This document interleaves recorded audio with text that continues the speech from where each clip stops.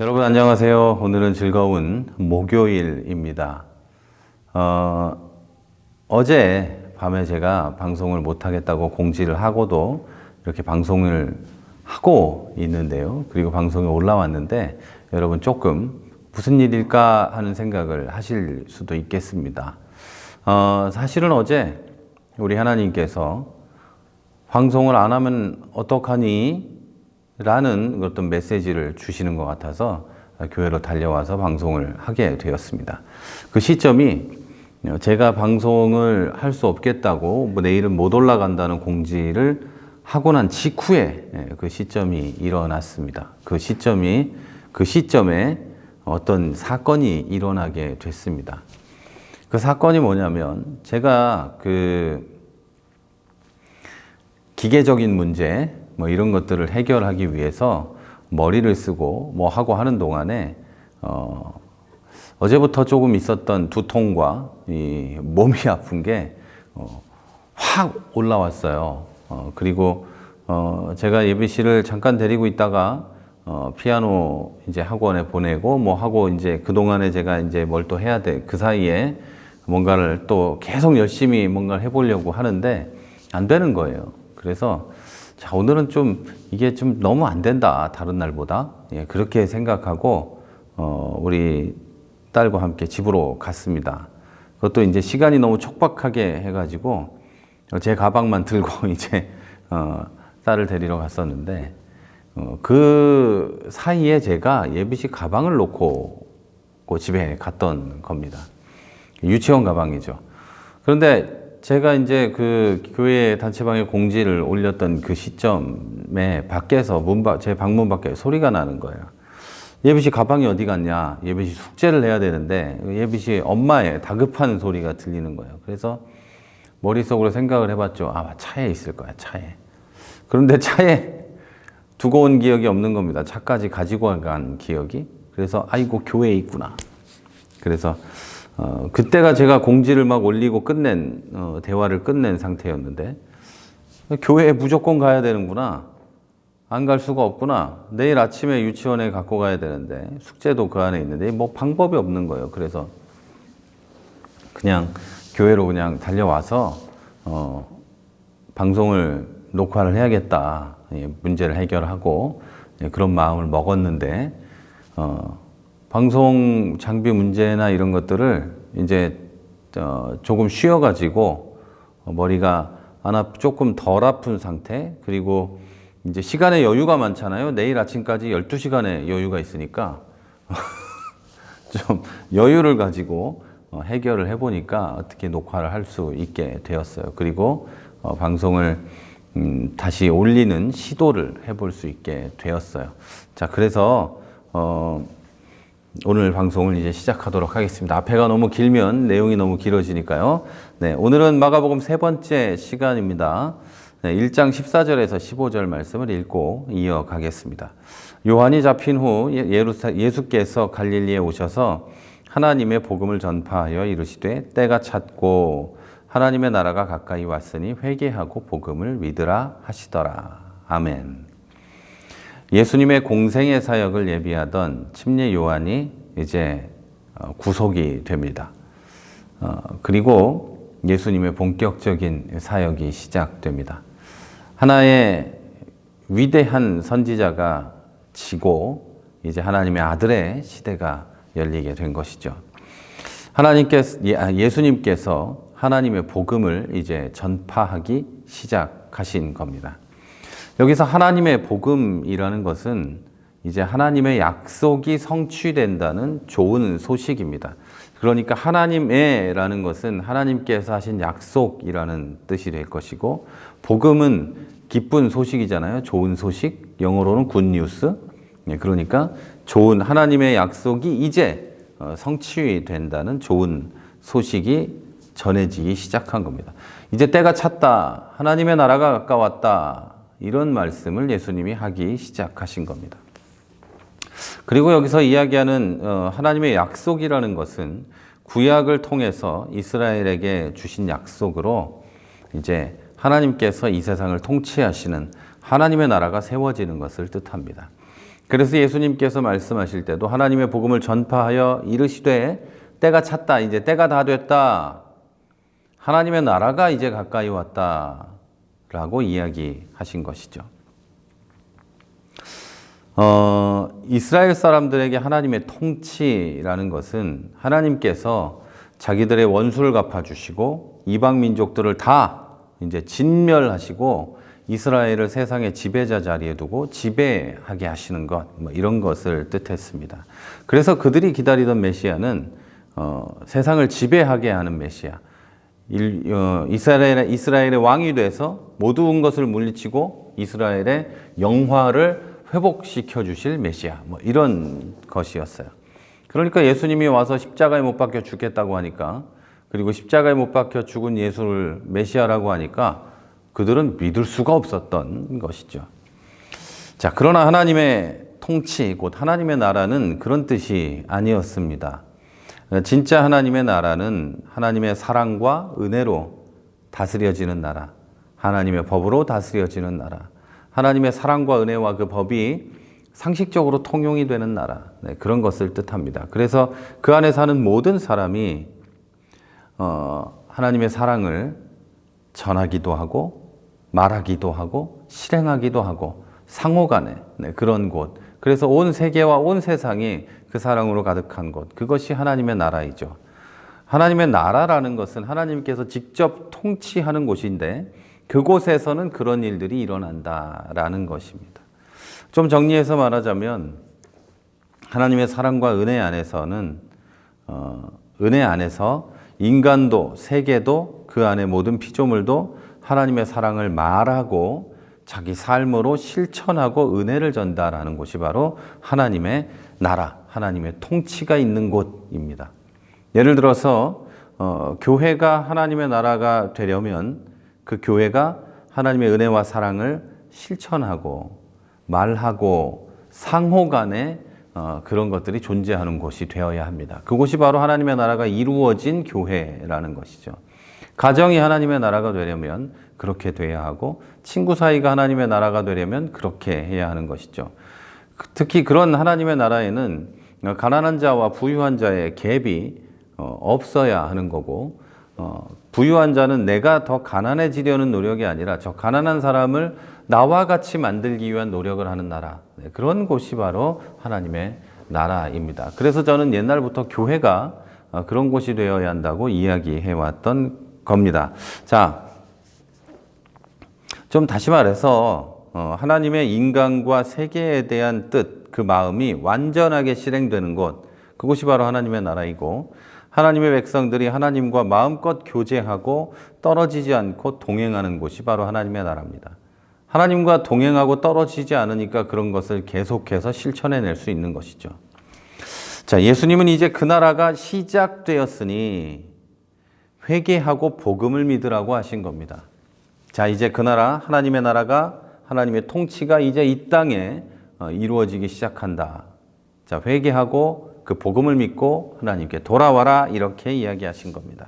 자, 이렇게 시작된 하나님의 나라는 예수님의 사역과 죽으심과 부활하심으로 하나님의 나라가 완성되가, 이렇게 시작된 하나님의 나라는 예수님의 사역과 죽으심과 부활하심으로 완성됩니다. 예수 그리스도는 하나님의 나라를 선포하고 도래시켰을 뿐만 아니라 그 자신이 하나님 나라의 완성이셨던 거죠. 그렇지 않습니까? 예수님께서는 궁극적으로 죄가 없으신 분이 인류를 위해서 십자가에 못 박혀 죽으셨어요. 그것이 바로 하나님의 사랑과 은혜의 최고의 발현이었고, 하나님께서는 그 예수 그리스도가 이 로마서를 통해서 말씀하시기를 그것이 바로 하나님 사랑의 확증이었다라고 말씀하시죠. 그래서 예수 그리스도의 삶과 죽음과 부활하심은 하나님 나라의 확증이며 하나님 나라의 실현인 것입니다. 그리고 완성인 것이죠. 이 하나님 나라에는 회개하고 복음을 믿은 사람만 들어갈 수 있습니다. 그래서 예수님은 회개하고 복음을 믿으라고 이야기하신 거예요. 여기서 말하는 회개는 전환을 뜻하는 겁니다. 제가 가끔 말씀드리는데 이렇게 발걸음이 이렇게 가고 있다면 이렇게 가던 방향에서 180도 돌려가지고 이렇게 뒤로 걸어가는 것이 바로 회개입니다. 그것을 전환이라고 하죠. 즉 내가 살던 생활 방식과 사고 방식 그리고 세계관, 가치관 등에서 전혀 다른 방식으로 전환하는 것이 바로 회개입니다. 조금 더 기독교적으로 말하자면 세상적인 생활과 사고방식에서 하나님을 믿는 사람들의 생활과 사고방식으로의 전환이라고 할 수 있습니다. 지금까지는 내 욕망과 욕심대로 살았다면 이제는 하나님의 은혜 안에서 나를 향하신 뜻대로 사는 것으로 전환하는 것이라고 하면 조금 더 이해가 쉬울 수 있겠습니다.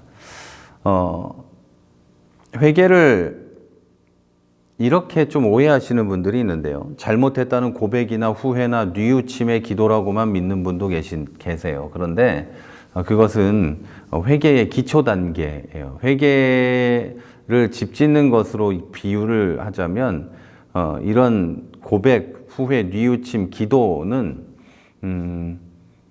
집을 짓는 땅에 잡초를 뽑아서 잡초를 뽑고 돌을 치우는 정도?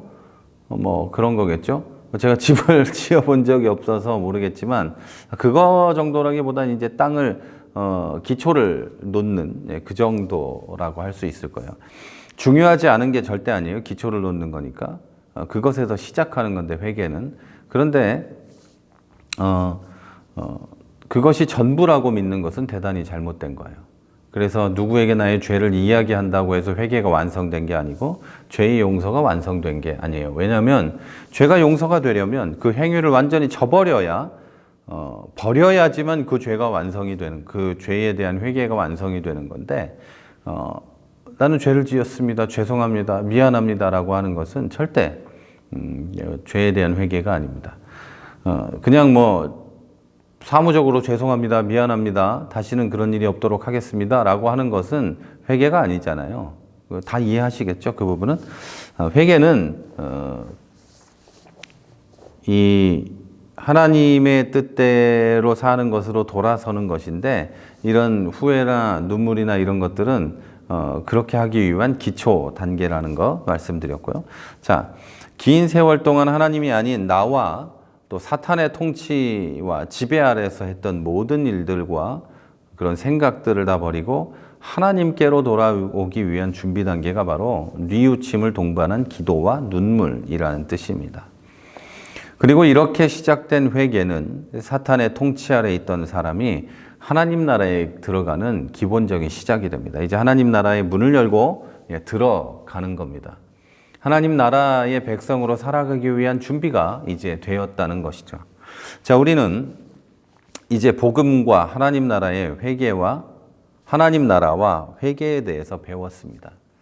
자, 회개를 통해서 삶의 방식과 생각과 가치관 등을 전환해서 이제 하나님께서 은혜와 사랑으로 다스리시는 나라에 들어갈 수 있게 되었습니다.